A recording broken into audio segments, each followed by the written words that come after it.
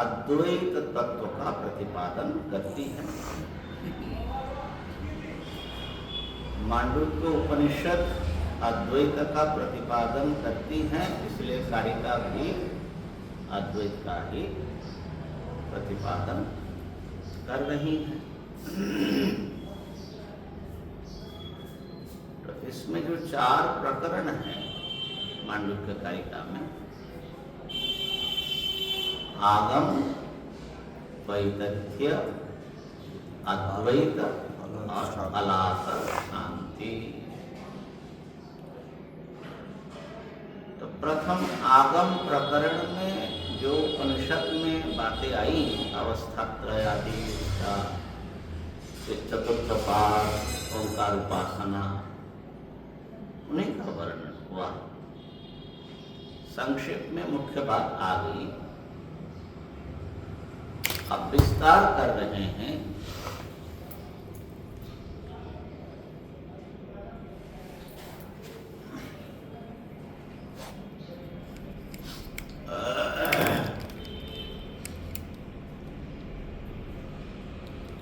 अद्वैत का प्रतिपादन हुआ, द्वैत मिथ्यात्व का भी प्रतिपादन मूल उपनिषद में हो गया,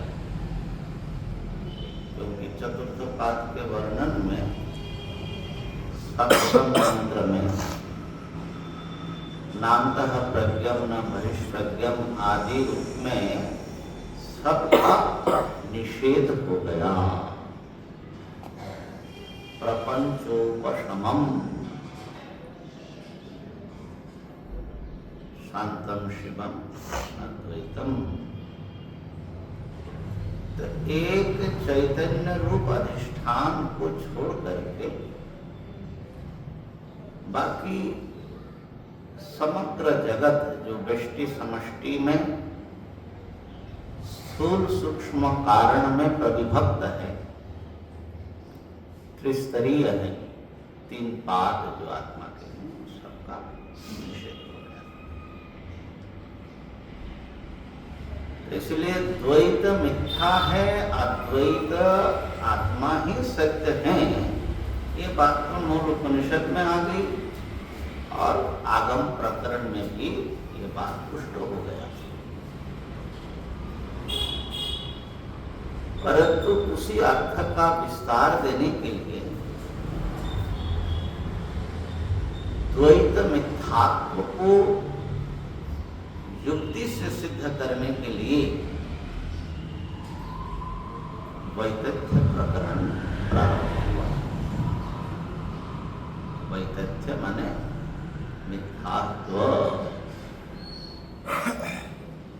वितथस्य भावः वैतथ्यम।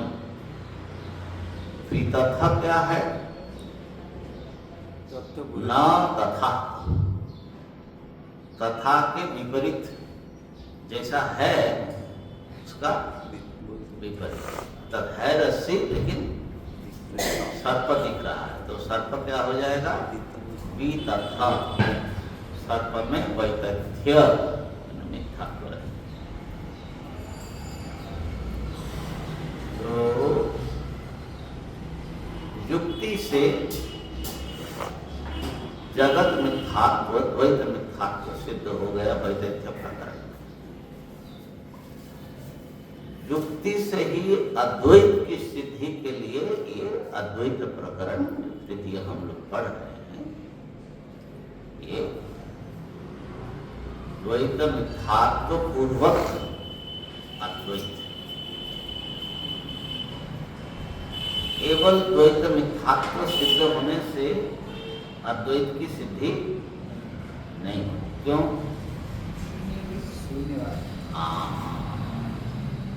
शून्यवादी, विज्ञानवादी, ये सब लोग जगत मिथ्या मानते हैं, लेकिन अद्वैत वस्तु नहीं मानते। तो इसलिए द्वैत मिथ्यात्व बहुत अहम विषय है वेदांत के लिए, अद्वैत वेदांत के लिए। इसके बिना अद्वैत की सिद्धि नहीं होगी, लेकिन इतने मात्र से अद्वैत की सिद्धि नहीं, है ना? इसलिए अद्वैत सिद्धि में अद्वैत सिद्धेर द्वैत मिथ्यात्व सिद्धि पूर्वक, द्वैत मिथ्यात्वमेव प्रथमम उपपादनीयम। ये प्रथम पंक्ति शुरू करते हैं। अद्वैत सिद्धि द्वैत मिथ्यात्व पूर्वक ही होगा, इसलिए पहले द्वैत मिथ्यात्व प्रतिपादन कर रहे हैं, लेकिन इसका मतलब ये अंतिम बात नहीं है। आगे अद्वैत को सिद्ध करना पड़ेगा। तो अद्वैत सिद्ध करना, हाँ, अद्वैत सिद्ध करना, उसके लिए द्वैत मिथ्यात्व के भीतर से गुजरना है। इसलिए वेदांत, परवर्ती वेदांतों में, वेदांत ग्रंथों में द्वैत मिथ्यात्व पर पूरा जोर लगा दिया। और प्रायः काशी में जो वेदांत पढ़ते हैं वो बस जगत मिथ्या में ही लगे रहते हैं, और आत्मा द्वैत भी देखना है, उधर ध्यान कम चला जाता है। तो उसमें ये बात आ रही है, युक्ति युक्ति से कैसे अद्वैत की सिद्धि हो, और युक्ति दे करके फिर आगम को भी युक्तियों से उसमें उसके साथ बैठाया जा रहा है, समझाया जा रहा है। तो अद्वैत की सिद्धि हो गई। अब ग्रंथ यहाँ पूरा होना चाहिए।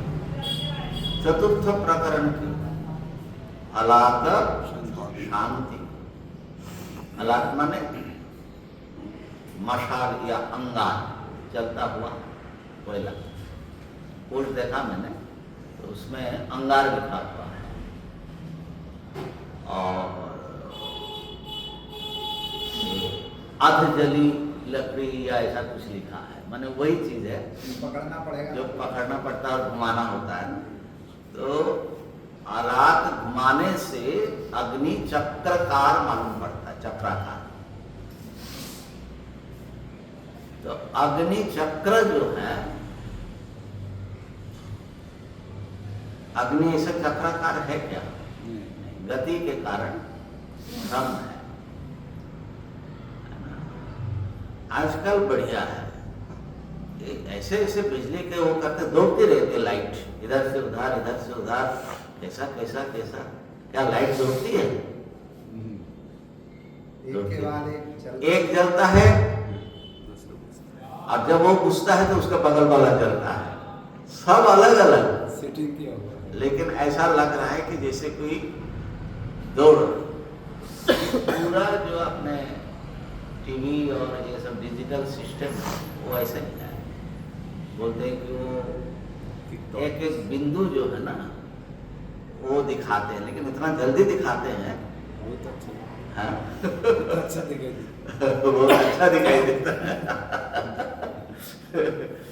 तो खंड खंड बिंदुओं को हम जोड़ लेते हैं।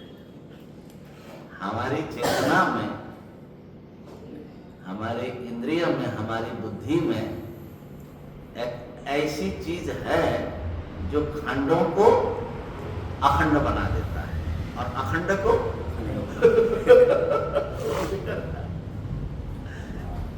विलक्षण बात है। देखिए, आपने फूल देखा कि नहीं? आप लोगों ने फूल देखा? पूरा फूल देखा? गेंदे का या कमल का? ठीक से देखा? सबको संदेह हो रहा। अच्छा, फूल देखा आपने, ठीक है ना? अच्छा, फूल जो है, सुगंधित फूल देखा कि नहीं? सुगंधित फूल देखा? गुलाब देखा, सुगंधित फूल देखा, और कोमल कोमल पुष्प भी आपने देखा। अब देखो, सुगंध कोई देखने की चीज नहीं है। सुगंध तो नाक से पकड़ में आता है, ठीक है ना? आपने फूल का, आसन लिया, आपने फूल का रूप खाली आंखों से देखा, नाक से गंध सुना, वो अलग ज्ञान है, गंध ज्ञान अलग है। कोमलता जो स्पर्श किया आपने पौजेंद्रिय से, वो बिल्कुल अलग ही ज्ञान हुआ। तो हमारे पांचों इंद्रिय, रस भी, शब्द भी, जिसको हम पुष्प कह रहे हैं, उसके एक एक टुकड़े को ग्रहण करता है। लेकिन हम क्या समझ रहे? हमने पूरा पुष्प को देखा। एक ही ज्ञान में समा लिया। अब एक ज्ञान में पांचों ज्ञान को आपने एक बना दिया। ये आपकी स्पेशलिटी है। अब इसी स्पेशलिटी को माया कही जाती है। माया, ये माया महारानी जो है, हमारी चेतना की एक शक्ति है कि कैसे चीज बिल्कुल अलग और उसको अलग बना देती। तो जो पुष्प असल में अखंड पुष्प, वो तो हमने देखा नहीं, इंद्रियों ने खंड खंड पकड़ा और खंड को जोड़ करके एक ऐसा बना दिया, और असली जो सत्ता है उसके साथ कहाँ संपर्क हुआ। समझ रहे बात? इसलिए जगत में कोई भी ऐसा अनुभव नहीं मिलेगा जो सच्चा हो। तो यही अलात है, अलात है। ये घूमता है इतना जल्दी, आंख का नाक सब ऐसा एकदम माने घूम जाता है और एक फूल इदम पुष्पम ऐसा अनुभव हो जाता है। अच्छा मान लो फूल देखे ना देखे, उसमें तो अगर हम फूल गड़बड़ देखते हैं तो हमारा ज्यादा नुकसान नहीं है, लेकिन ये जो मैं नाम का जो सत्ता बैठे है इसका क्या ख्याल है आपको? आपने पूरा देखा इसको? तो ये भी ऐसा ही कंस्ट्रक्शन है, मनोनिर्मित है या माया निर्मित है। लोग अपना शरीर को ही पीछे देख नहीं पाते। हाँ, लेकिन फिर भी आप जब कल्पना करते तो पूरा पीछे आगे सब कल्पना कर लेते। इसमें कोई गड़बड़ नहीं। तो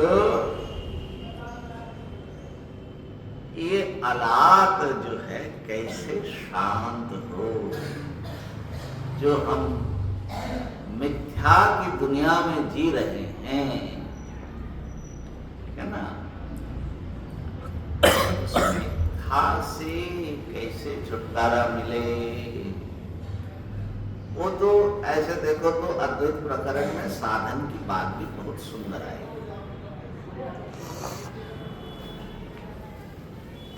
तो अलात की शांति ऐसे तो चतुर्थ प्रकरण का विषय है, लेकिन असल में ये प्रत्येक प्रकरण में वैशिष्ठ्य में भी और अद्वैत में भी अलात शांत करते करते आ रहे हैं, लेकिन वहाँ एक अलग ढंग की अलात की शांति है।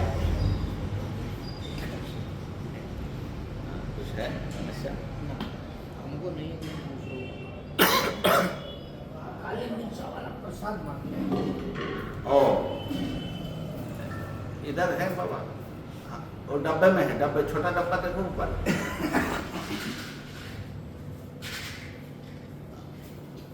ये थोड़ा वो है डैम है, तो चलो दे दो कोई बात। हाँ तो काली मिर्चा बहुत आया है इसलिए घबराना नहीं।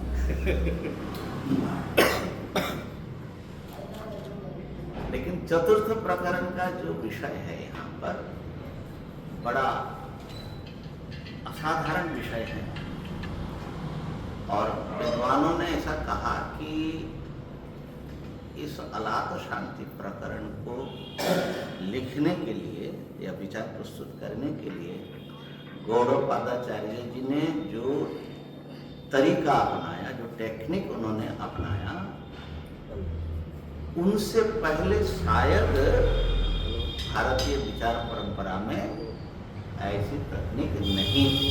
उन्होंने नई पद्धति निकाल दिया, ऐसा उससे पहले किसी ग्रंथ में ऐसा नहीं मिला। क्या है? तो इसमें सारे जो अद्वैत प्रतिपक्षी है उसका खंडन है। खंडन क्यों करते हैं इस विषय पर हमारे गौड़पादाचार्य जी भी और शंकराचार्य जी बताते हैं कि खंडन जो है, परपक्ष का जो खंडन है, वो हम किसी पक्ष के आग्रह से नहीं करते। तो क्यों करते हैं? क्यों? मुमुक्षु बिना विचारे उनके मतों से प्रभावित होकर के सच्चा मार्ग छोड़कर उधर जा सकते। कई बार नाम से हम लोग प्रभावित हो जाते हैं। जैसे अरे भाई सिद्धानंद कपिलो मुनि, सिद्धों में भगवान कह रहे कि मैं कपिल मुनि हूँ, और कपिल मुनि ने क्या बताया कि पुरुष और प्रकृति दो ही बताया। बताइए, इतने बड़े महापुरुष उन्होंने कहा, इसलिए वो सत्य होगा। तो ऐसा नाम का, ख्याति का, तप का बड़ा दबाव हमारे ऊपर पड़ सकता है। भाई भगवान बुद्ध ने ऐसा कहा किसी ने कहा कि अरे महाराज, सारे तार्किकों के शिरोमणि जो है न्यायिकों ने ऐसा कहा, तो बड़ा दबाव पड़ेगा कि नहीं पड़ेगा? तो कह रहे कि हम जो है ये जो कपिल मुनि के बारे में हमारे पूरी पीठ के शंकराचार्य जी ने बोल रहा था कि, हाँ, दूसरा कपिल, दूसरा कोई होगा और उनके नाम पर ही चला रहा है। हो सकता है। कपिल मुनि तो भगवान देखो, क्या बोलता है? कपिल शब्द जो है तो शंकराचार्य जी ने अपने भाष्य में कहा कि हो सकता है कि सिद्धों में कपिल मुनि किसी और कपिल रहा, सांख्य दर्शन के प्रणेता कपिल से एकाकार हो गया, तो ऐसे दसियों कपिल हो सकते, माने कपिल नाम वाले बड़े बड़े आचार्य हुए ही होंगे। अगर कोई परंपरा हजारों सालों से चल रही है, अब प्रणव नाम से हमारे परिचित 5, 7, 10 घूम रहे हमारे साथ में, हमारे मित्र, छात्र भी, मित्र भी, सीनियर भी। अब बताओ, अब कौन में प्रणव चैतन्य की बात है? तो समस्या तो अभी है यहाँ। और ये जब 1000 सालों का चल जाता है तो विदेशियों ने एक बड़ा विचित्र तरीका रखा ना, क्या Philip first, Philip second, Philip तो उनको नाम ही नहीं मिलता। वो एक ही वंश परंपरा में इतना रख देते। तो खैर, यहाँ पर उन्होंने क्या किया, टेक्निक क्या है, सीधे किसी दर्शन का खंडन नहीं किया। सांख्य से, सांख्य का सत्कार्यवाद है, न्यायिकों का असत्कार्यवाद है। असल में कार्य कारण भाव का खंडन ही यहाँ पर मुख्य है। वो प्रत्येक दर्शन की धुरी है। किसी भी दर्शन को, उसकी आत्मा को समझना है तो कार्य कारण किस प्रकार कार्य कारण भाव मानना है, इस पर देखना पड़ेगा। क्योंकि जगत का कारण कौन है, इसी पर जाएगा सब। तो सत्कार्यवाद मतलब उत्पत्ति से पूर्व भी कार्य कारण में अप्रकट रूप से रहता है, कारक व्यापार से वो प्रकट होता है, मैनिफेस्ट होता है। बड़ी अच्छी चीज है। नए कहते हैं कि अगर पहले से ही है तो कारक व्यापार व्यर्थ है, इसलिए जो पहले से नहीं है वही जन्म लेता है। जो कारण में छुपा नहीं है, कहीं भी नहीं है, सर्वथा असत पदार्थ उत्पत्ति से पूर्व उसका जन्म होता है। आज भी ये तर्क चल रहा है, साइंटिफिक फील्ड में भी ये चल रहा है ना, कि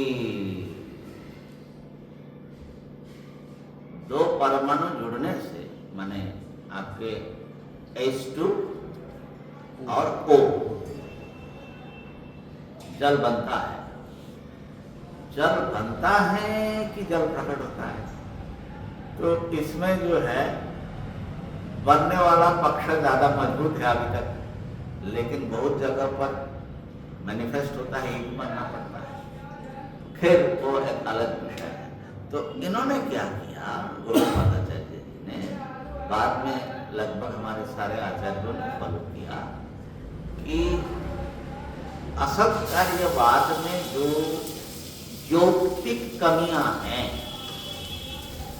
उसको सत्कार्यवादी के द्वारा, माने सांख्य दर्शन के विचारकों के द्वारा उसको सारा उजागर किया। इसलिए असत कार्यवाद हो नहीं सकता, ये आपके दिमाग में बैठ गया कि कार्य पहले से असत होगा तो प्रकट नहीं हो सकता। अब उनका सजेशन है कि इसलिए सत मानो। तो फिर अब न्यायिक आ गए, पहले से अगर है तो फिर उसको जन्म देना व्यर्थ है, जन्म हो नहीं सकता उसका। इसका उन लोगों ने सब धज्जियां उड़ा दी, बहुत युक्तियां, ठीक है ना। अब जो है कार्य पहले से था, कारण में ये भी युक्ति युक्त नहीं है, पहले से नहीं था, ये भी युक्ति युक्त नहीं। दोनों का मत एक दूसरे से खंडन कर दिया। वेदांती को कुछ नहीं करना पड़ा। इसलिए बहुत लोग हमारे साथ एक पढ़ते थे, मित्र थे हमारे, तो कहते थे कि वेदांतियों ने क्या किया, इधर का युक्ति ले आए, इधर का युक्ति ले आए, बस इतना ही तो करते हैं। तो बड़ा काम है भाई। अरे युक्ति मैंने सबको जानना पड़ेगा ना, तब तो आप समन्वय कर सकोगे। तो महाराज फिर कुछ तो होगा, क्या है ये कार्य, सत है असत है? बोले नहीं, सत भी नहीं असत भी नहीं। बोले सत असत? बोले वो तो हो ही नहीं सकता। तो फिर क्या है? बोले ना सत ना असत ना सत असत। अब देखो तो ये बहुत मामूली बात मालूम पड़ती है, हंसी की बात, लेकिन गंभीर वस्तु उसमें, माने जगत की माया मायाता, कार्य कारण भाव की असत्यता, ये सब इसके भीतर आ जाता है। तो इस प्रकार से ये सारे अद्वैत वेदांत के प्रतिपक्षियों का गौड़पादाचार्य जी ने अलात शांति प्रकरण में खंडन किया, जिससे आप भिन्न भिन्न गुरुओं से प्रभावित होकर के गलत मार्ग पर न चले जाए। आपको जो है सही गाइड करने के लिए ये माने इसमें भाष्यकार ये भी लिखते हैं ब्रह्मसूत्र भाष्य में, बृहदारण्यक में, बोले हम तो तार्किक मत में जो दोष दिखा रहे हैं ना, किंचित दूषणम उच्यते, थोड़ा नमूना दिखा रहे हैं कि हमारे ऊपर तो ये लोग बहुत अटैक करते हैं ना, तो उसका हम उत्तर देते देते आपके मन में संशय हो जाता है कि आप में इतना छेद है कि अब बार बार आपको रफू करना पड़ रहा है। तो हम ये दिखा रहे हैं कि उनमें क्या है, जरा थोड़ा सा दबा करके देख लो कि इतने बड़े बड़े ढाल खेल किया हुआ है। इसलिए तो किंचित दोषणम उच्यते, थोड़ा दोष दिखा रहे हैं। इससे जो है आपकी अद्वैत में निष्ठा पक्की हो जाएगी। तो इस संदर्भ में हम लोग पहुंच गए अद्वैत प्रकरण के 25वीं कारिका, जिसका पाठ अभी हमने किया। इसमें ये कह रहे हैं कि अद्वैत दर्शन का दो हिस्सा हो गया।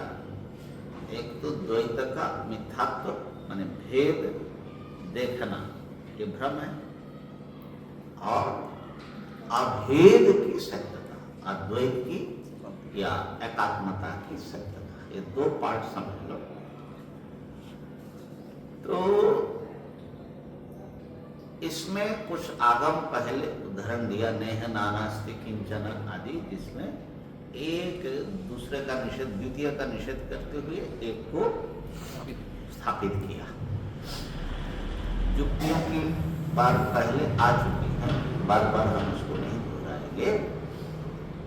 अब यहाँ पर एक बड़ा ही विशिष्ट विचार गौड़पादाचार्य जी ने लाया, श्रुति के अर्थ भी कर रहे हैं।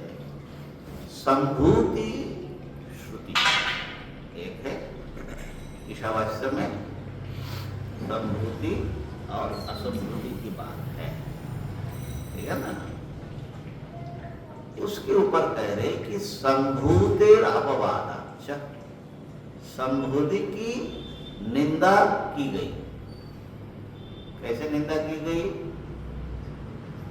अन्धं तमः प्रविशन्ति ये संभूतिमुपासते। तो इस निंदा से गौड़पादाचार्य जी देख रहे हैं कि इससे संभूति या संभव, संभूति माने कार्य, है ना, कार्य वस्तु, इसका निषेध हो गया। माने किसी कारण से कोई कार्य उत्पन्न हुआ, ये सत्य नहीं है, ऐसा अर्थ लगा है, ठीक है। संभव प्रतिषिद्धते माने कार्य का निषेध होता है, कार्य है नहीं, ठीक है। कार्य नहीं होगा तो कारण कहाँ से होगा? कारण का भी निषेध तो उसी से हो जाएगा, लेकिन कारण का निषेध भी श्रुति में है, बृहदारण्यक श्रुति है। कौन वेदं जनयेत् इति कारणम प्रतिषिद्धते। श्रुति में कार्य जगत का और कारण तत्व का, कारण चाहे ईश्वर कह लो या जो भी कारण आप मानते हो, उसका निषेध हो गया। इसलिए कार्य कारणातीत एक अखंड सत्ता ही परमार्थ है, ये सिद्ध होता है। ये मूल कारिका का ये भाव है। अब भाष्यकार जो है इसको लगाने के लिए बहुत मेहनत किया। क्यों? भाष्यकार ने कम से कम 20 शायद सेंटेंस लिखा हो। तो इतना लंबा कम ही लिखते हैं ना, उनके पास तो समय बहुत कम था, कम लिखते हैं। बृहदारण्यक में खूब लिखते हैं। तो भाष्यकार इसको कैसे लगा रहे हैं? कल जहाँ थोड़ा था वहाँ से चले, वहाँ से चल विद्या विद्या करके गए थे। हाँ, सम्मुति असम्मुति वाला रहता है, थोड़ा विद्या विद्या विद्या विद्या तो सुनाना पड़ेगा ना। तो उससे क्या तो कनेक्ट हो गया। अच्छा, कट जाएगा। देखिए आप लोगों के लिए तो हमारे इसकी ये चिंता है। तो ईशावास्य उपनिषद का 2 पाठ है, कान्व पाठ और माध्यमिक पाठ। कान्व पाठ में शांकर भाष्य मिलता है, उसमें जो आप लोगों ने पढ़ाई होगा ईशावास्य, तो उसमें जो है विद्यात्रिक और संभूतित्रिक है ना, 3 मंत्र है ना। अंधं तम प्रविशन्ति ये अविद्यामुपासते ततो भूयैव ते तमो यः विद्यायां रतः। फिर अन्य देवाहुर्विद्यया इनदाहुरविद्यया इति शुश्रुमधीराणां येन तद्व्यासचक्षरे। और विद्यां च अविद्यां च यस्तद्वेद वयं सः अविद्यया मृत्युं तीर्त्वान् विद्यया अमृतमश्नुते। फिर संभूति का शुरू करते हैं। अंधं तम प्रविशन्ति, ऐसा करके। तो उसमें जो काण्वशास्त्रीय पाठ है उसमें तो ये क्रम है। विद्यात्रिक पहले, सम्मुतित्रिक बाद। हाँ, उसमें 9, 10, 11 माने विद्यात्रिक। 8 तक जो है सपर्यगात करके माने वो आत्मस्वरूप का वर्णन हो गया। और फिर अंधम तमन करके 9, 10, 11, फिर 12, 13, 14 ऐसा क्रम है। 20 मंत्र होते हैं। लेकिन माध्यम शाखा में ये चीज पलट जाता है। पहले आता है संभूति त्रिक, फिर विद्यात्रिक मंत्र आता है, समझे? और उसके कारण उस अर्थ में अंतर आ जाता है। तो ये क्यों हम आपको बता रहे हैं? क्योंकि यहाँ पर जब संभूति का अर्थ भाष्यकार अभी जो लगाएंगे मांडुक्य भाष्य में, और काण्व शाखा में जो मैंने जिसमें उन्होंने भाष्य किया उसमें जो उन्होंने कहा संभूति आदि के विषय में अंतर पड़ जा रहा है। क्या अंतर पड़ जा रहा है? मुख्य अंतर पड़ता है विद्या शब्द का अर्थ। वहां पर जहां शंकर भाष्य उपलब्ध है, विद्या का अर्थ है देवोपासना, कल बताया। यहाँ पर विद्या का अर्थ ब्रह्म विद्या लेकर के अर्थ समझा रहे हैं। तो जो भाष्य पढ़ करके आ रहे हैं यहाँ पर कंफ्यूज बहुत होते हैं। ये बात है, उस पर हम आ रहे हैं। कल क्या सुनाया था?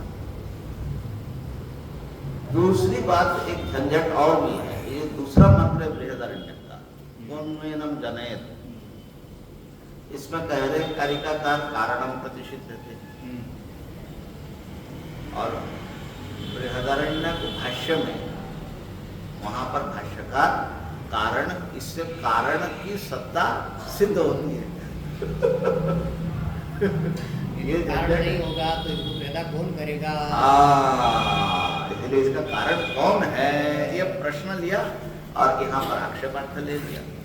कौन पैदा कर सकता, मैंने कोई नहीं। तो भाष्य वचनों में व्याख्यान में विरोधाभास है।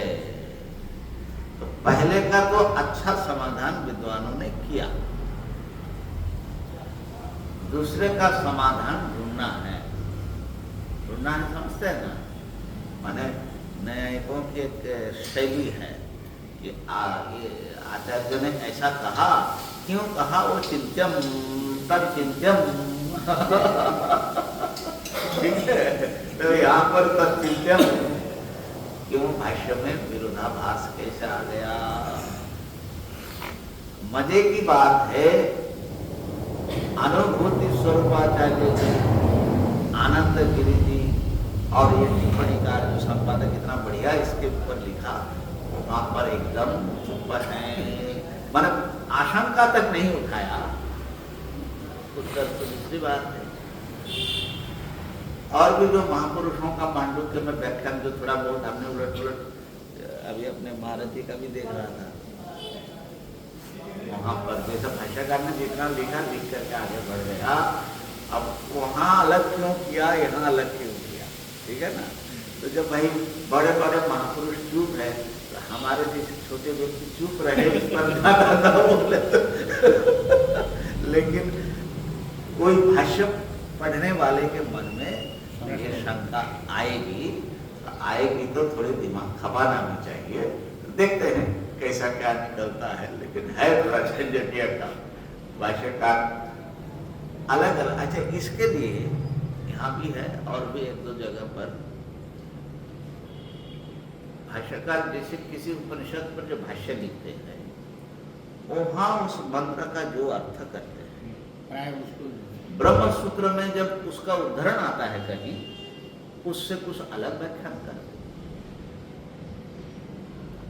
अच्छा, अलग व्याख्यान करने पर भी अगर विरोध ना हो तो ठीक है ना, लेकिन जहां परस्पर विरुद्ध बात आ जाए वहां क्या करे।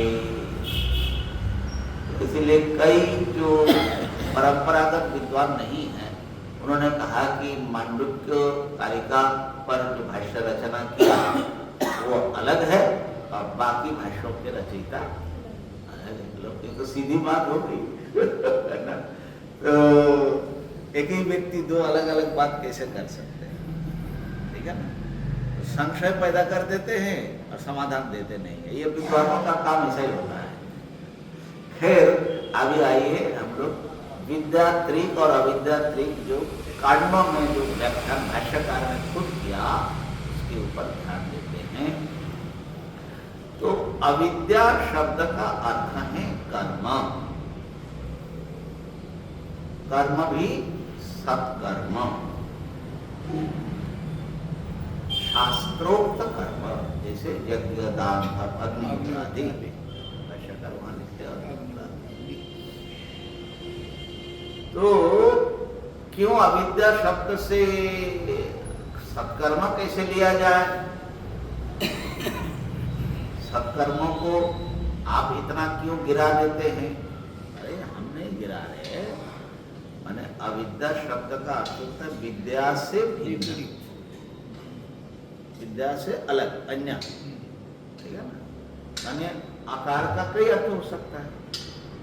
छह अर्थ तो व्याकरण में बताते हैं ना, नहीं का नई अर्थ जो है। तो विद्या से जो भिन्न हो वो अविद्या है। तो जब हम यज्ञ दान तप करते हैं तो उसमें कर्म करते हैं, क्रिया। तो वो कोई ज्ञान नाम का वस्तु तो नहीं है। कर्म करने के लिए ज्ञान की जरूरत पड़ सकती है, वो अलग चीज है। लेकिन कर्म स्वयं क्या है? कर्म तो ज्ञान से भिन्न चीज है ना, तो इसीलिए उसको अविद्या शब्द से कहा जाए, ठीक है ना। और विद्या ज्ञान का नाम है, ये तो प्रसिद्ध ही है।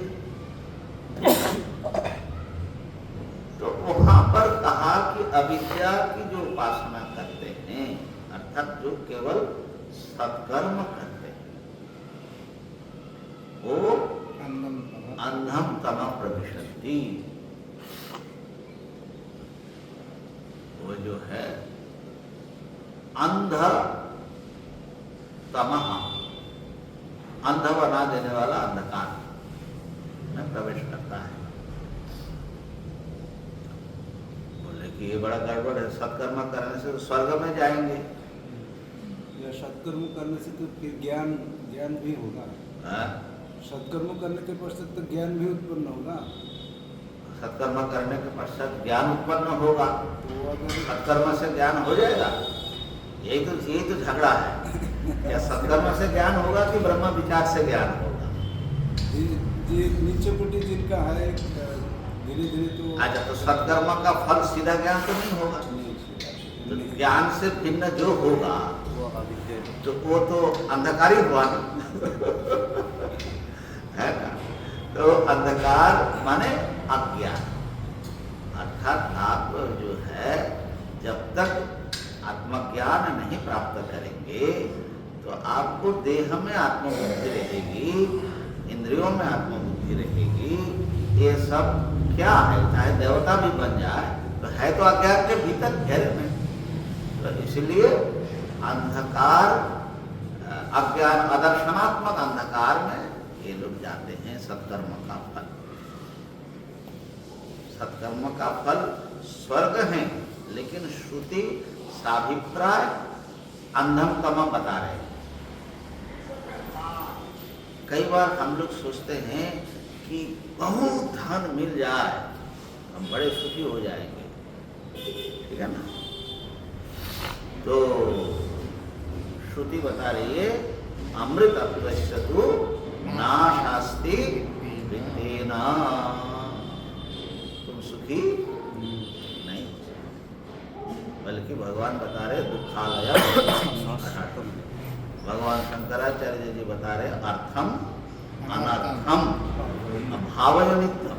हमेशा सोचते रहना, तो हमेशा सोचते रहना, इसमें ढिलाई नहीं देना।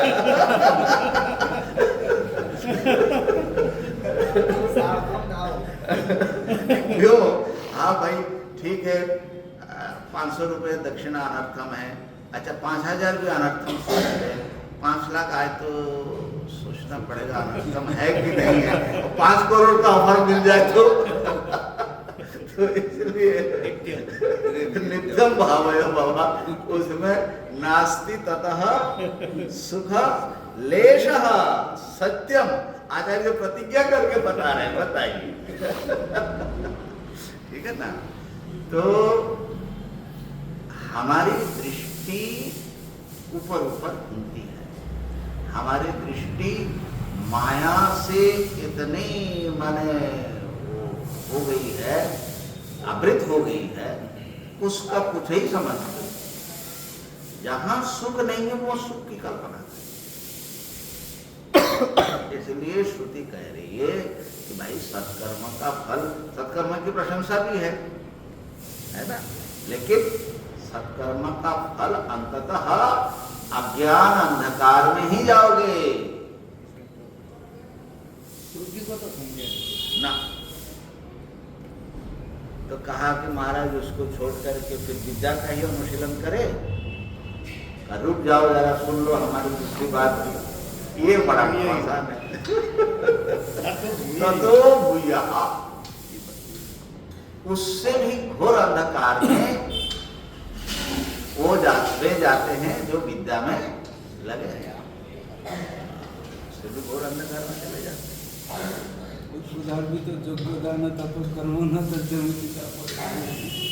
हाँ, नहीं छोड़ने की बात नहीं कह रहे, यहाँ पे भी छोड़ने की बात नहीं, करो लेकिन जाओगे अंधकार में। यहाँ करने की बात पहले करके आगे कुर्वन्नेवे या कुर्वन्नेवे। विधि नहीं, आगे भी करेंगे, आगे भी करेंगे, क्योंकि विद्याम च अविद्याम च, यस्त वेद हाँ वो हम समुच्चय का विधान कर रहे हैं। इसमें सब संदेह करते हैं कि विद्या से किस प्रकार उससे भी घोर अंधकार में जाएंगे। बहुत लोग इसलिए कहते थे कि ब्रह्म ज्ञानी घोर अंधकार में चले जाते हैं। अच्छा, ब्रह्म ज्ञानी की बात छोड़ो, ब्रह्म ज्ञान को छोड़कर और भी बहुत सारे ज्ञान हैं, और भी विषय के बड़े बड़े पंडित हैं, तो वो कहाँ जाते हैं? सत्कर्म छोड़ दिया, खाली पढ़ने उड़ने में लगे हैं। क्या होगा उनका बताओ मरने के बाद? वो भी भाष्यकार ने बताया, नहीं रक्षति डुक्रीकरण है। अच्छा, बनारस में ही उन्होंने उनको ये मिला, और बनारस में अभी भी ऐसे व्याकरण है, आप जानते भी हैं। कहते कि शंकराचार्य जी ने ऐसे कैसे कर दिया, डुक्रीकरण जो है, डुक्रीकरण करते करते ब्रह्म ज्ञान हो जाता है। वो व्याकरण पढ़ते पढ़ते ब्रह्म ज्ञान, व्याकरण से हो जाता है। एक शब्द संज्ञा प्रयुक्त क्या है? सर्वे लोगे सर्वे लोगे कामधुक भवति, ये सब है। तो भैया शंकराचार्य जी तो शंकराचार्य ही है, तुम्हारे व्याकरणों के भी बाप है। सब देख करके सुन करके विचार करके कह रहे हैं, है ना। खाली अनात्म विद्या में अगर लगे रहोगे तो तुम, अच्छा प्रायः आपने देखा कि नहीं, विद्वान जो है, मैंने जो स्कॉलर है, एकेडमिशियन है ना, ये जिंदगी से कटे रहते हैं, जिंदगी से घबराते हैं, उतरते ही नहीं है।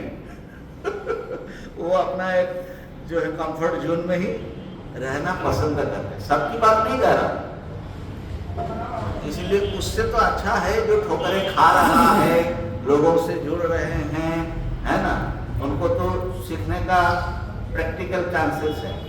लेकिन जो पुस्तकों के पढ़ने में है, और अगर अविद्या के साथ उनका समुच्चय नहीं है, काफी दयनीय स्थिति होती है, मुश्किल काम है। इसलिए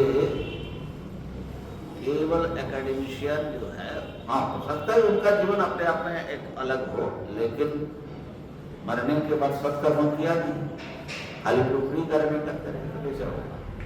एक कंप्यूटर वाले हैं, हाँ उनके लड़के कंपटीशन एग्जाम की तैयारी कर रहे हैं, दो हाँ बड़ा लड़का निकाल लिया है, छोटा कर रहा है तैयारी। तो उसके लिए बोल रहे थे, कोई आए उनके मित्र से, वो बड़ा वाला है ना, उसको दुनिया से कोई मतलब नहीं, हाँ वो कुछ पता ही नहीं है उसको, वही निकाल पाया। ये समाज के साथ लगा रहता है दुनिया भर में, ये इसकी कभी माने ये निकलेगी नहीं, कभी सफलता मिलेगी नहीं। आज किसी ने, अवधेश जी ने सुधामूर्ति का लेक्चर भेजा था पार्लियामेंट में जो दिया, वो जो है वैल्यू बेस्ड एजुकेशन के लिए बहुत अच्छे ढंग से बोल रही थी, बच्चों को कैसे संस्कार दे, और स्टोरी टेलिंग पर बहुत जोर लगा रहे। बोले लिखना या डिजिटल फॉर्म में देखने से हमारे, सब जानते हैं कि हमारी जो इमेजिनेशन, कल्पना की जो शक्ति है वो बहुत अफेक्ट हो जाता है।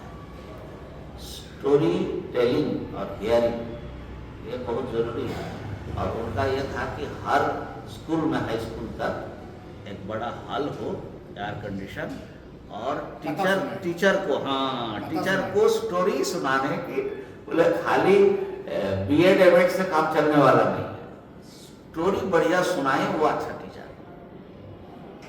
हम लोगों का चांस है। कलाकार जो है वो बता भी रही है, माने हमारी परंपरा में ही ये रही है कि स्टोरी के माध्यम से, तो ज्ञानी स्टोरी से प्रभावित हुआ। हाँ पूरा महाभारत निकल गई, हाँ मानस का पूरा ज्ञान स्टोरी, रामायण है, भागवत है, पुराण कथा है, उपनिषद के एक एक प्रसंग में इतने हर एक प्रसंग में कथाएं हैं। इस बार तो हमने ब्रह्मा जी क्या था, हम कथाओं के माध्यम से ही समझा ना। तो ये जो है, लेकिन यहाँ पर शास्त्र में उस अर्थ में, माने ईशावास्य में विद्या नहीं लिया, यहाँ विद्या लिया विशेष उपासना के अर्थ में, देवता की उपासना। विद्या क्यों है? क्योंकि वो बाहरी क्रिया नहीं है, वो देवता विषयक जो चिंतन है। तो मानस होने से उसको विद्या कही जाती है। और हमारे उपनिषदों में और जो ब्राह्मण भाग है, आरण्यक भाग है, उसमें बहुत सारी उपासनाएं प्रसिद्ध है, जैसे शांडिल्य विद्या, दहर विद्या आदि आदि, इनको भी विद्या कही जाती है। खाली अद्वैत ब्रह्म विद्या का ही नाम विद्या नहीं है ना। द्वे विद्ये वेदितव्ये, पराचा पराचा, अपरा भी तो विद्या है। और अपरा में ऋग्वेद, यजुर्वेद, सामवेद, वेदांत सब आता है, तो वो भी विद्या है। यहाँ पर विशेष रूप से जो देवता विषयक विद्या, विद्या माने हाँ, विद्या माने उनको इतना जानने मात्र का नाम नहीं है, जान करके उसको आत्मसात करना, आवर्तन करना, उसको, इसलिए उपासना शब्द सरल है, तो उसको जो है विद्या कहा। अच्छा, उपासना को विद्या इसलिए भी बोलते हैं, जब आप उपासना करते हैं तो उपास्य अर्थ का चिंतन करते हैं। जैसे कोई अग्नि विद्या, अग्नि का चिंतन कर रहे हैं, या हिरण्यगर्भ की विद्या, तो चिंतन करते करते पहले तो उपास्य का साक्षात्कार होता है, यानी दर्शन होता है, और फिर उस उपास्य का चिंतन उनके साथ ऐसा रहता है कि उनके जो मैं अलग और उपास्य अलग, ये भेद बुद्धि वो जो है नष्ट तो नहीं होती है, विस्मृत हो जाती है। अहम अग्नि ही, ऐसा अभिमान उसको डेवलप होता है। ये समझ लेना कि तब उपासना आपका, यानी आप जब शिव जी का ध्यान कर रहे तो जिसका भी ध्यान कर रहे हैं, जब बीच में मैं फलाना हूँ, ये अभिमान जो एस्टेब्लिश्ड है, ये छूट जाए, मैं वही हूँ, ऐसा होने लगे, तो समझ लेना कि आप उधर जा रहे हैं। उपास्य तादात्म्य, उपास्य के साथ एक होना, ठीक है। तो इसलिए जैसे मैं मनुष्य हूँ या मैं फलाना हूँ, ये ज्ञान है। इसी प्रकार मैं हिरण्यगर्भ हूँ, मैं अग्नि हूँ, ये भी ज्ञानात्मक हो जाता है, वो ज्ञान का रूप ले लेता है, चिंतन, इसलिए भी वो विद्या है। तो अब विद्या बड़ी चीज है, देवोपासना, लेकिन अगर आप कर्म से उसको बैलेंस नहीं किया, सत्कर्म से, कर्म माने सत्कर्म, तो उसमें बहुत सारी विघ्न बाधाएं रहेगी, समस्याएं रहेगी। कई बार इधर से भी गए, उधर से भी गए हो सकता है। जैसे अर्जुन का प्रश्न था कि योग भ्रष्ट का क्या होगा, आप है भी भ्रष्ट। सत्कर्म अगर आपने छोड़ दिया और उपासना में लगे, लेकिन उपासना आपने खुद से नहीं किया, आपकी योग्यता उतनी डेवलप नहीं होती, तकलीफ तो है ना, तकलीफ है। तो विद्या त्रिक, ये जो श्रुति है, ये सजेस्ट कर रही है, ये उपदेश दे रही है कि दोनों को साथ में करो, वो है वो साथ में करो। क्यों? इससे क्या होगा? होगा ये कि अविद्या मृत्यु तीर्वा विद्या, अविद्या से मृत्यु उसको तर जाओगे और विद्या से अमृत को पालोगे, एक पैकेज कंप्लीट। हाँ, मृत्यु को तर जाओगे मतलब क्या? जो स्वाभाविक कर्म और ज्ञान हमारे में है, वो हमें निरंतर नीचे धकेलते रहते हैं, खींचते रहते हैं, उससे पार जाना बहुत बड़ी चीज़ है। इसी का नाम शुद्धि है। ये जो चित्त शुद्धि, चित्त शुद्धि आप बता रहे थे ना, सत्कर्म से शुद्ध होता है, यही है। तो स्वाभाविक कर्म माने जो इच्छा हो वही कहे, जो इच्छा हो वही खाए, जो इच्छा हो वैसे ही चले, जब चाहे सोए, जब चाहे उठे, एक स्वाभाविक कर्म, सच्चाचार है ना। आहार निद्रा भयमैथुन। अब आप देखिए पशु जो है दिन भर चढ़ते रहते हैं, हालांकि उसकी जरूरत है उसको, लेकिन बहुत सारे इंसान भी है दिन भर जो है बकरी जैसा मुंह हिलाते रहते। तो ये जो स्वाभाविक कर्म मतलब ये है खाना पीना सोना, माने प्राकृतिक रूप से जो प्राप्त है, वासना के वेग से जो प्राप्त है, खाना जो वही खा लिया, पवित्र अपवित्र का कोई विचार ही नहीं दिया, है ना। तो ये सब जो है स्वाभाविक कर्म का नाम है मृत्यु।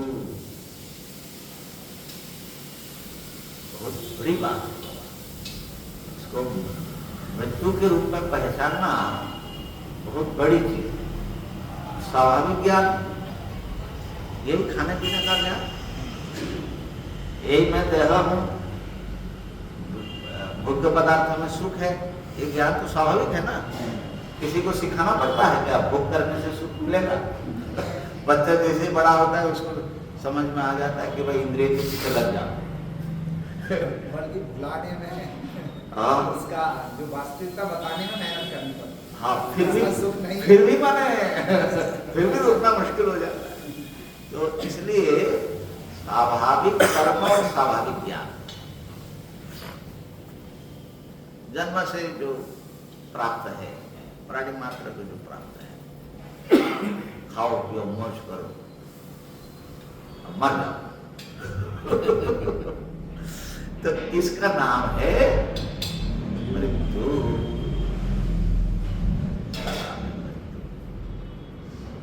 और इस मृत्यु से परे कैसे जाओगे? बहुत लोग बहुत कुछ करते हैं, जो साधक है उसको समझ में अगर आए कि ये हमारे लिए तकलीफ देना है, कोशिश करते हैं, लेकिन श्रुति क्या उपाय बता रही है? अविद्या अच्छी तरह अविद्या का अभ्यास करो। अब देखिए सत्कर्म का महत्व सामने आया कि नहीं आया? अगर आप सुबह ब्राह्मण मुहूर्त से उठने से लेकर सोने तक अपने जीवन को शास्त्रीय कर्म और ज्ञान से भर दे, तो आप मृत्यु से बच जाए, निकल जाए। और जो भी निकला है इसी रास्ते से निकला है ना।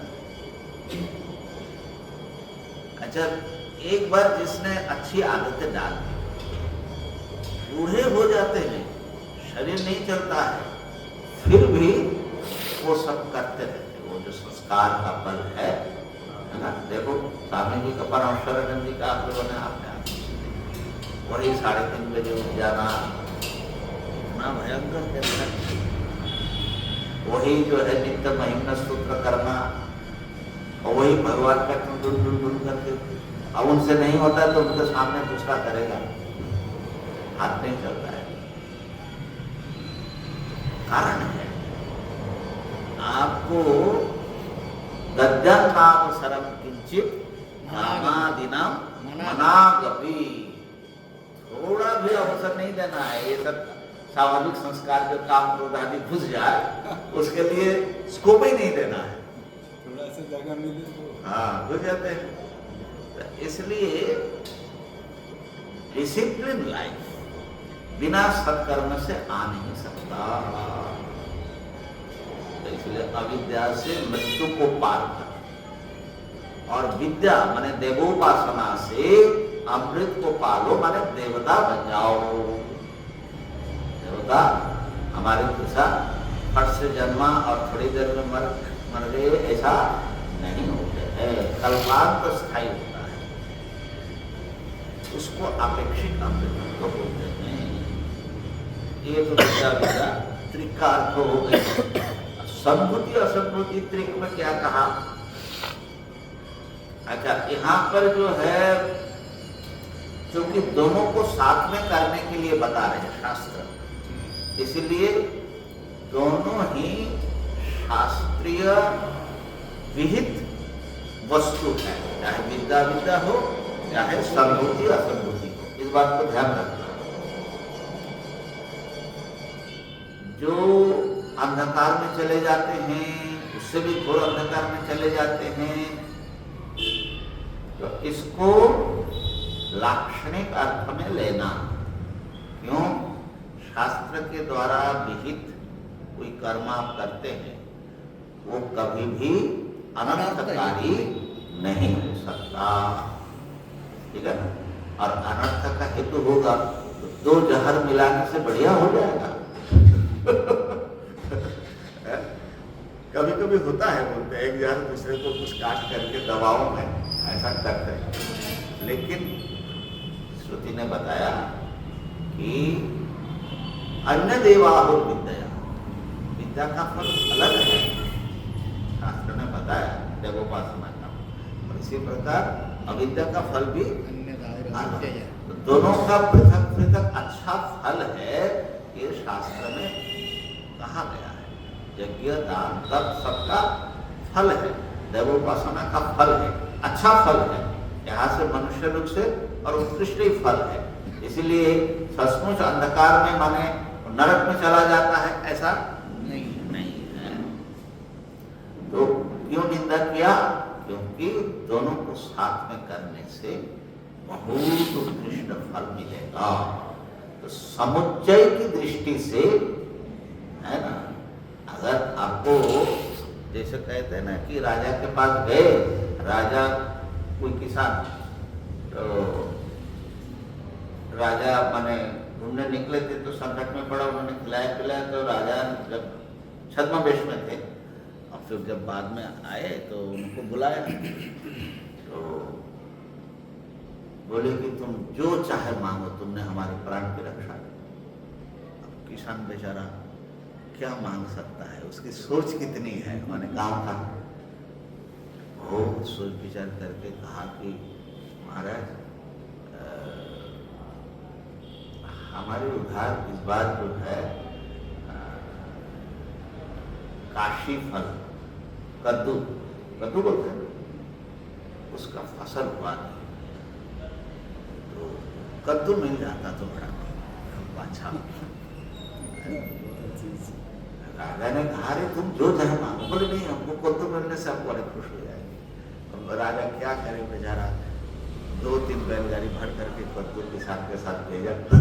तो रामकृष्ण परमहंस से बोलते हैं कि भगवान को खुश किया और मांग लिया संसार का वस्तु, तो किसान जो कद्दू मांग करके चला आया, ऐसा ही ना है। तो जो समुच्चय करने से जो मिल जाता और जितने बढ़िया ढंग से मिलता, तुमने समुच्चय किया नहीं तो थोड़ा ही ना मिलता।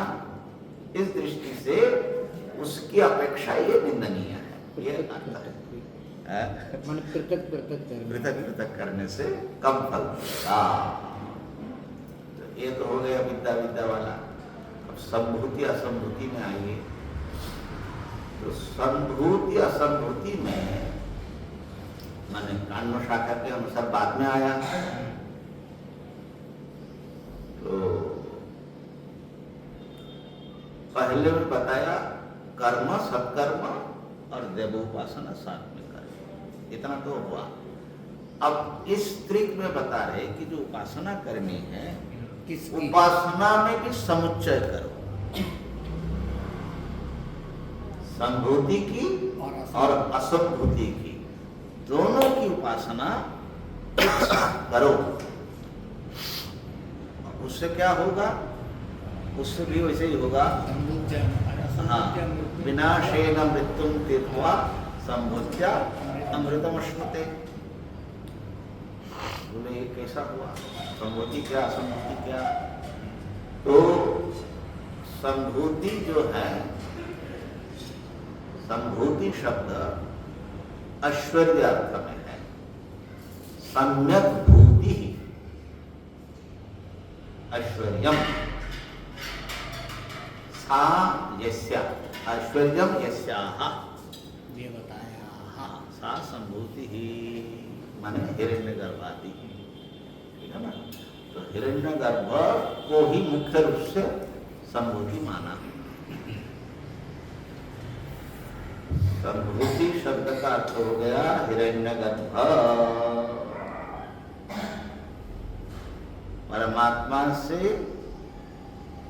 प्रथम जन्म लेने वाले उनका ज्येष्ठ पुत्र बोले जाते हैं ना। क्या है? समवर्तताग्रे, हिरण्यगर्भ समवर्तताग्रे। माने हिरण्यगर्भ के जन्म से पहले पंच तन्मात्रा, फिर सप्तदश अवयव आदि हो करके होता है। लेकिन कैसा है, अपने मधुसूदन सरस्वती जी ने अच्छा उसका अर्थ लगाया।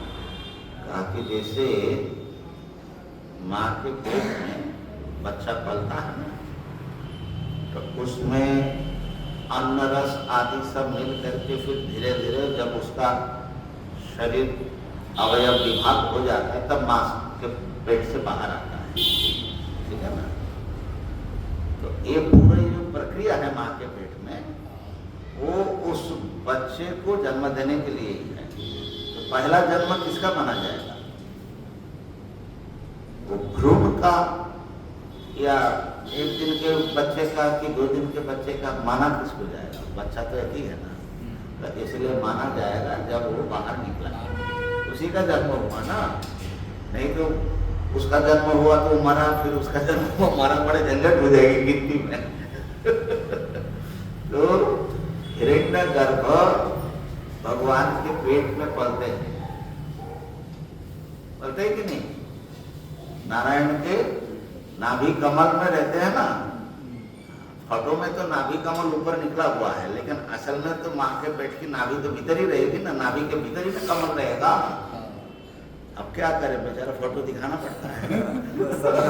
अब हम लोग भी कल्पना करते कि वैसा कमल निकला और उसके ऊपर जो है ब्रह्मा जी आए, है ना, वो खिला उसमें भी निकला। अब वो कहाँ खिला है, कैसे निकला है, तो भाई तो ये पंच तन्मात्रा आदि जो है वो गर्भावस्था का अलग अलग दशाएं हैं, लेकिन निकलेगा जब जन्म होगा सबसे पहले हिरण्यगर्भ, समझ गए ना। इसलिए तस्मात् आत्मना आकाश संभूत, सबसे पहले आकाश का जन्म हुआ नहीं वो प्रक्रिया में है। ऐसा जो भी हो, एक मैंने प्रासंगिक बात की। तो हिरण्यगर्भ देवताओं में सर्वश्रेष्ठ हैं और सर्वदेवमय हैं। उनके ही एक एक अवयव का नाम एक एक देवता है। ये जो सारे देवता है ना, अग्नि, चंद्र, इंद्र, सूर्य आदि, जैसे हिरण्यगर्भ की आंख है, वही सूर्य बना। क्या बोलते हैं, जो किससे क्या बनता है? चंद्रमा मनसो जातः। चंद्रमा कहाँ से उत्पन्न हुआ? मनसः। सूर्य चक्षुषो। ऐसे तो हिरण्यगर्भ से ये सब निकलता है ना। कैसे निकलता है? आग से सूरज निकल गया, ये निकल गया महाराज। तो हिरण्यगर्भ की सत्ता कैसी होगी, जरा सोचो समष्टि। तो उनको कहा संभूति, क्योंकि बाकी सब संभूति तो उनके बच्चे हैं। मुख्य परमात्मा की संभूति हिरण्यगर्भ है। तो अगर हिरण्यगर्भ की उपासना करोगे तो अंधम तमः प्रविशन्ति, अंधकार में चले जाओगे। हिरण्यगर्भ की उपासना, किसी भी उपासना का चरम फल उपास्य भाव की प्राप्ति है। अब हिरण्यगर्भ में ऐश्वर्य सहसिद्ध चतुष्टय ज्ञानम ज्ञानम अप्रतिघम यस्य क्या है अप्रतिघ ज्ञान अप्रतिघ मने हाँ ये चार है ना। चार जो है हिरण्यगर्भ के जन्म के साथ थोड़ी देर में प्रकट हो जाता है। ये स्वाभाविक उनको प्राप्त है। तो ऐश्वर्यों में माने हिरण्यगर्भ को जन्म देने वाले परमात्मा के ऐश्वर्य की बात के लिए छोड़ देते हैं, लेकिन ये ऐश्वर्यों में सबसे बड़ा ऐश्वर्य हिरण्यगर्भ है, टॉप रैंक एकदम।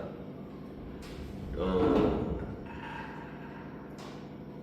उनकी उपासना करेंगे तो उनके जैसा ऐश्वर्यवान उनके साथ तादात्म्य हो जाएगा, लेकिन उसको भी अंधम तमा कह रहे हैं परमात्मा भाव की दृष्टि से। अरे भाई जो अनंत है, जन्म मृत्यु से रहित, सत्यम ज्ञानम अनंतम ब्रह्म, उसके स्वरूप की अपेक्षा हिरण्यगर्भ पद क्या है? मृत्यु ही है, हाँ? मृत्यु है। बल्कि हिरण्यगर्भ को मृत्यु शब्द से भी कहा। बृहदारण्यक में भैया कितने देर प्रवचन चलाएंगे? 12 बजे। हाँ? आपका भोजन तैयार हो तब तक हम चला सकते हैं, सबका भूख भुला रहेंगे। भूख लगेगी भी आराम से, अभी तो बहुत देर से बैठे ना सर। अच्छा, तो मृत्यु व इदमग्र आसित, ये सारे जो स्थूल सृष्टि देख रहे हैं ना, इसकी उत्पत्ति से पूर्व एक मौत का तांडव, मौत का नाश चल रहा था, मृत्यु ही था। मृत्युना इदम आवृतम आसीत्। फिर मृत्यु जो है एक अंडे को जन्म दिया, है ना। अब फिर उसको जो है जन्म देने में बड़ा मेहनत हुआ। कैसा मेहनत हो गया उसमें? हाँ, उसमें से एक बड़का बच्चा निकला, माने विराट निकला। अब हिरण्यगर्भ को माने मृत्यु नाम दिया। हिरण्यगर्भ को बहुत भूख लगी थी। अच्छा, पता नहीं माताएं जब प्रसव करती है उसके बाद भूख बहुत लगती है क्या? भूख लगती है, पेट पूरा खाली हो जाता है। हाँ पेट खाली है। हाँ सही बात है, क्योंकि खा तो पाती नहीं है। तो बहुत भूख लगी तो इधर उधर देखने लगी, फिर किसी बच्चे की तरफ ही देखने लगी। खाने लायक चीज है। क्या वर्णन है, माने इतना जीवित वर्णन है और रोंगटे खड़ा करने वाला। फिर बोले कि सचमुच वो खाने के लिए वो जो उसके पास पहुंचे, सुनने लगे। जब खाने गए तो बच्चा घबराया, खाना करो। अब हाँ करके बड़े जोर से चिल्लाया। तब हिरण्यगर्भ को होश आया, मैं क्या कर रहा हूँ, अपने बच्चे को खा रही हो क्या? तो तब से जो भी बच्चा जन्म लेता है उसका चेतना आती वहां शुरू कर देते, नहीं तो माँ ही खा ले।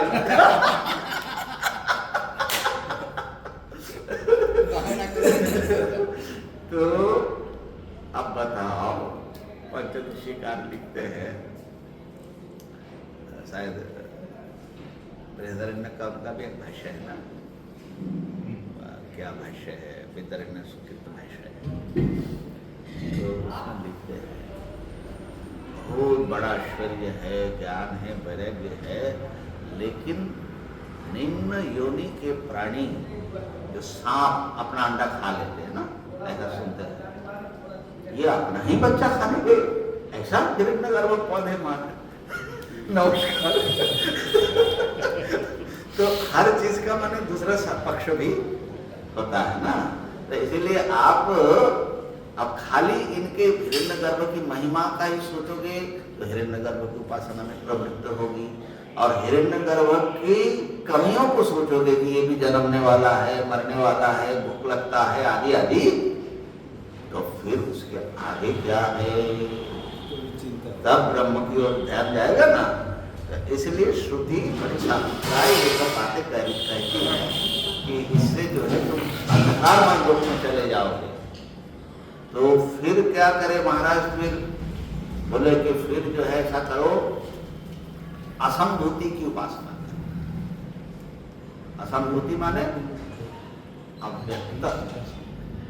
हिरण्यगर्भ तो व्यक्त है, प्रकट हुआ ना, अव्यक्त कारण सत्ता।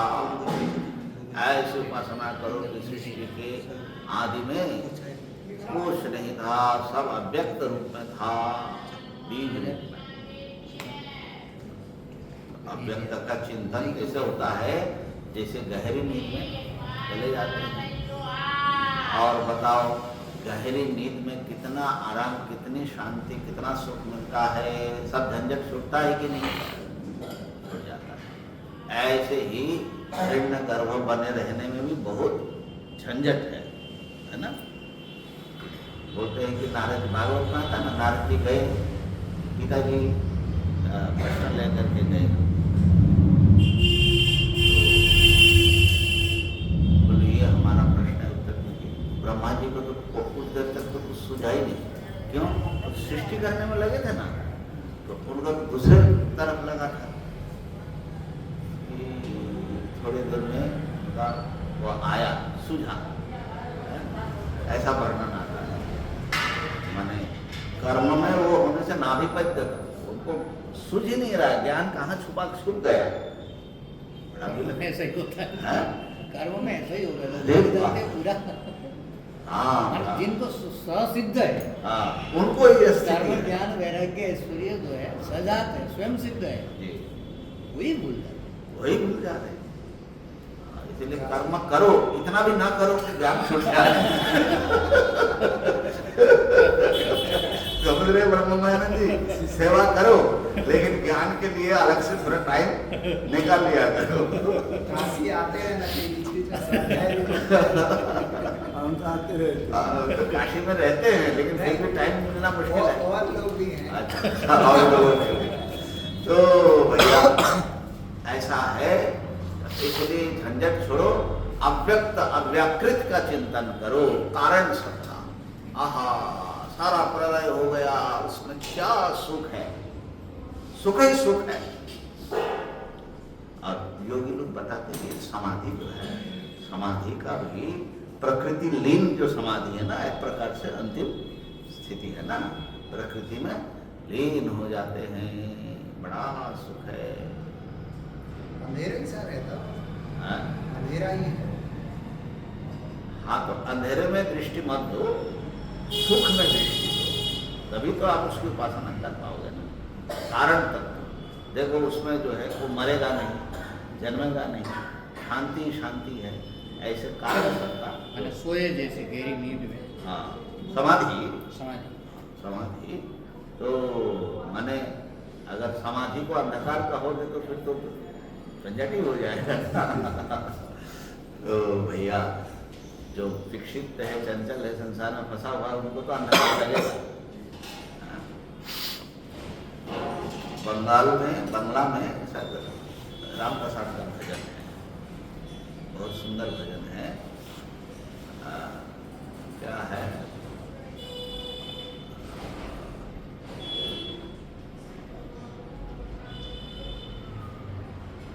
निबिड़ आधारे, निबिड़ आधारे मातो चमकियो रूप राशि, ताई जोगी ध्यान धरे, है गिरी गुहावासी। माता जी याद आ रही है भजन? नहीं है, ये श्यामा संगीत है, रामकृष्ण परमहंस बहुत सुनते थे। निविड़ अंधकार, अंधकार माने घनघोर अंधकार में माँ काली क्यों है, उसका वर्णन है। तुम्हारे रूप राशि चमकती है, इसीलिए योगी गिरी गुहा में बैठ करके एकांत में ध्यान लगाते, उसमें भी आंख कान नाक सब बंद करके, बल्कि यहाँ तक कि चित्त वृत्ति निरोध करके वो और गुफा में चले जाते हैं। अब बताओ वो कितना घनघोर अंधेरा लगेगा कि नहीं लगेगा? लगेगा संसारी प्राणी के लिए, जोगी के लिए वहीं पर माँ का प्रकाश, अनंत प्रकाश चमकता है। तो ये बात है। तो इसलिए अव्याकृत की उपासना करनी चाहिए।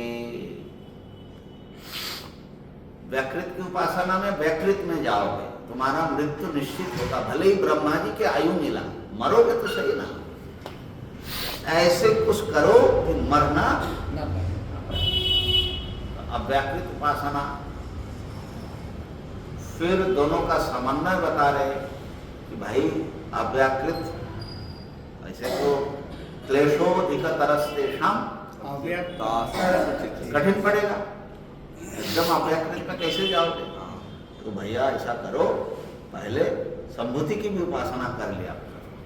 काशिकानंद जी महाराज लिखते हैं कि ऐसा है कि जैसे हमारे गुरुदेव उपासना हम करते हैं ना, तो थोड़ा जो है सब कारण के रूप में, हमारे देवता ही तो कारण तत्व है ना, कारण के रूप में अव्याकृत, फिर वो अव्याकृत जो है अपना आकार ले रहे हैं, परिग्रह कर रहे हैं। हम लोग भी लगभग ऐसा करते हैं अपने ध्यान में। तो उसमें जो है साकार निराकार का झगड़ा खत्म हो जाएगा। जो निराकार है वो साकार हो रहे हैं, और साकार भी बहुत आकार वाला हो जा रहा है ना।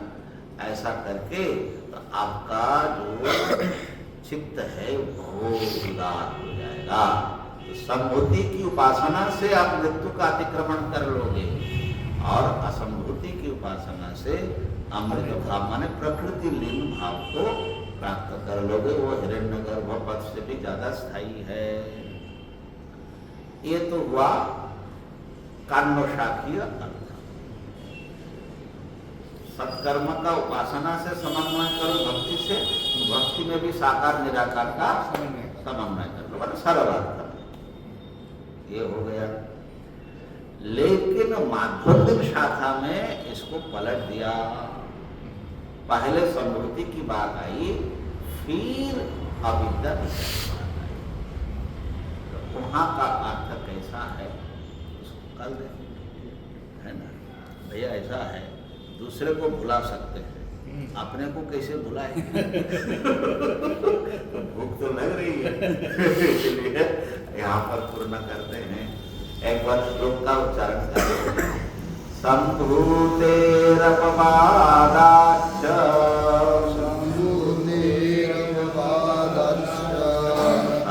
संभवः प्रतिषिध्यते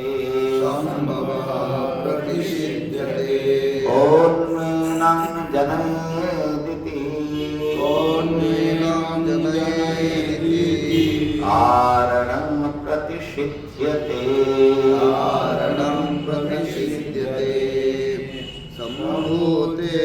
संभूतेरपवादाच्च संभवः प्रतिषिध्यते कोन्मेनं